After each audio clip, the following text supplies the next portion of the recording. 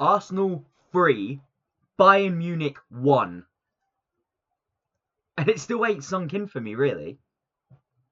We're on an absolute high right now. As fans, as a club, as players, you can see it in absolutely everyone. This is such a great feel for us, for all of us. And on top of that, looking at this Champions League table, we're the only team to go completely unblemished in the Champions League. The only team with 0 losses and 0 draws. All 15 points, top of both leagues, top of the Premier League, top of the Champions League, and of course we're still absolutely thriving in the Carabao Cup as well. But Champions League football, it's been a great 2 days for it. With Bayern Munich, of course, dropping points to us. Inter Milan dropping points earlier on today. Chelsea getting a good result, to be fair, against Barcelona. And that's the team we're going to have to play next. Man City dropping surprise points against Bayern Leverkusen. Newcastle dropping points. Liverpool dropping points. It's been a great week for football. And to top all that, could we now, I wonder, could we call ourselves the best team in all of Europe? Because at the time, Bayern Munich was the best team in all of Europe, and we've absolutely obliterated them. I won't hear any of this, oh, it was equal footing. It really wasn't. At no point in that game, I did not feel threatened. Even the goal they scored, I didn't really feel entirely threatened by it. It was more so disappointing than anything else. There's nothing disgraceful about conceding a goal against Bayern Munich, who is undoubtedly the best attack in the world right now. There's no disgrace in that. But to beat that team 3-1, that's unreal. Absolutely unreal. But it shows as well, this is just as much a statement win as it is a win for the points. But it is also a morale win. We won this game, and that will boost our morale. Now the big question is, what are we going to do when we go against Chelsea? It's going to be Chelsea. It's going to be at Stamford Bridge.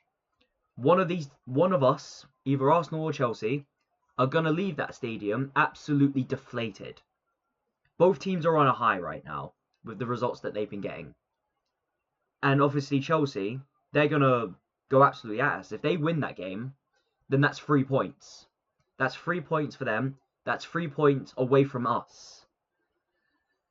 And that would open up the Premier League title race. That would open it wide open. And this is why, to me, we absolutely have to go at them at Stamford Bridge. We need the result at Stamford Bridge. We need to go in there, get the 3 points, extend the gap between us and Chelsea to 9 points. Barest minimum, we are 7 points clear if we just win that game. However, we have to look at this Arsenal-Bayern Munich game, and again, it's an absolute high of a feel. The only player that I think really struggled in this game was Lewis Skelly, and that's just because he hasn't been getting minutes. He hasn't been getting minutes. I think if it's Calafiori playing that game, it's not as much pressure against Elise. But that's the team we got, and also, it's also good to see as well that Martinelli got back in the team, that Noni Madueke's back. It's good to see Odegaard back as well. I'm still kind of curious when we're going to get Gyökeres back. I'm hearing, at the Chelsea game. He'll probably get a substitution. But that's another thing I want to put out. We're not at full fitness. I don't think at any point we've ever been at full fitness.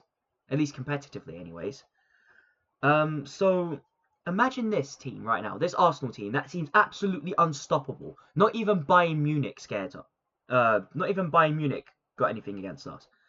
But this team, imagine them at full fitness. That's a scary thought for almost everyone, especially people in the Premier League.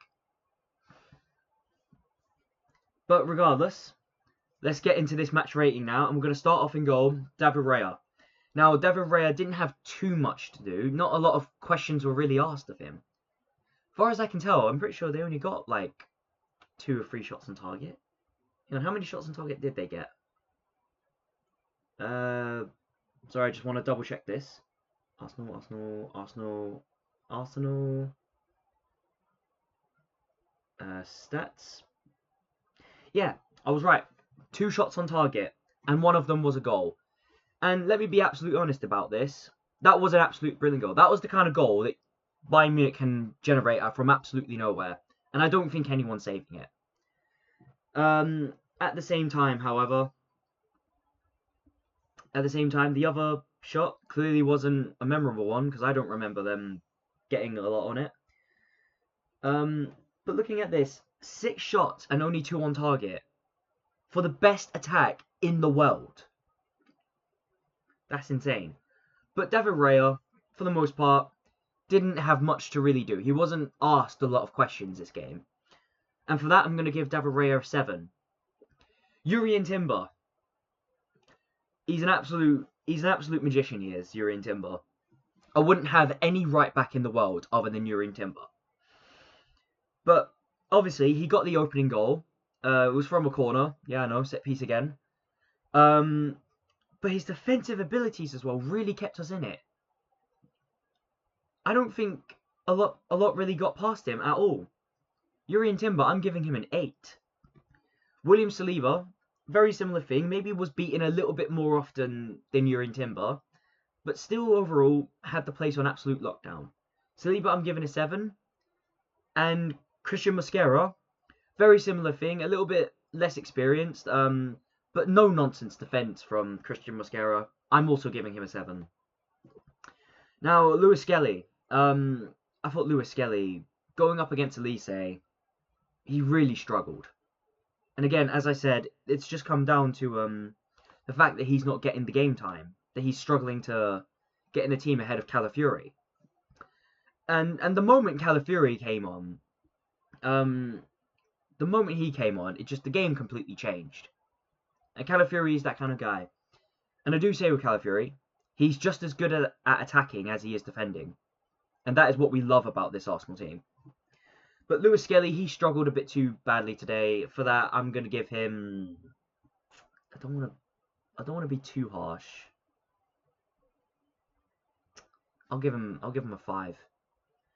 Zubimendi. Now, Zubimendi, I don't recall him making a lot of mistakes today, if any at all. But the fact that he puts the team on pressure, that he put Bayern Munich on so much pressure, the fact that he won the ball in quite a lot of important areas. Yes, in the first half, I think they were kind of struggling, especially in the midfield. But overall, Zubimendi, absolutely pivotal to this game. I'm giving him a 7. Declan Rice. What can you say about Declan Rice? What do we say about Declan Rice? He's an absolute baller. He caused absolute nightmares for Bayern Munich today. And I don't even need to explain that one. Declan Rice is getting an 8, and he is my man of the match. Actually, not scratch that. He's getting an 8.5. Eberechi Eze. I didn't think he had a bad game, to be fair. I think the only real blemish in an otherwise really good game for Eberechi Eze was the chance that he missed in the first half. And even that, I'm not entirely sure if that was a attempt to place the ball in the bottom right corner, or if it was an attempt to get an assist for Saka. But either way, I think Eze could have done better than that. Other than that, I've got nothing to really complain about. Eze's getting a 7.5. Bukayo Saka didn't have a horrible game. I thought it was decent. Struggled a tad, but overall, I'm quite happy with his game. I'm going to give him a 7. Now, Trossard went off a bit too early for me, so I won't rate him. I'll rate Madueke in his stead. But Madueke, what a performance from a substitute. And for a substitute, I mean, what else do you really say to that? Obviously, he got the winning goal. But he was always causing chaos, like always causing problems, even when he was playing on the left wing. But you can see how he prefers that right wing. Noni Madueke, just for like his ability to switch up from left to right, I'm giving him a 7.5.